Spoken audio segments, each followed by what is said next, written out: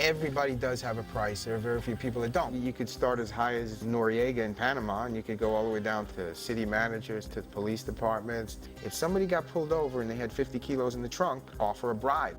You know, maybe you couldn't bribe a cop with $20 or $50 or $100, but there were hundreds and hundreds of thousands of dollars. Tell them within an hour you'll have whatever it is that they want there in cash. $500,000, $750,000. But you got to leave with the coke. And most of the time it worked.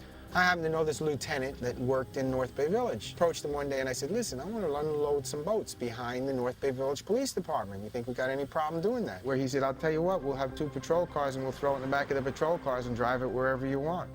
And they used to have standards. You couldn't ever have used drugs if you wanted to be a policeman. So they reduced it to you couldn't have used drugs in the last 10 years, and that didn't work. So they said, well, you couldn't have used drugs in the last 5 years, and they still couldn't recruit enough.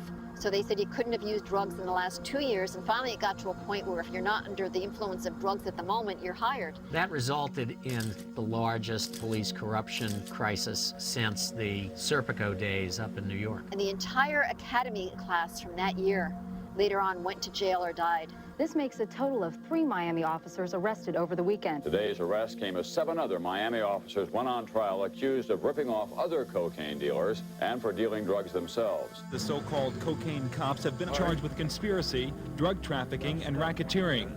Tally shocking. 40 current or former Miami police officers arrested or suspended in the last 2 years, 16 suspended in just the last 2 weeks.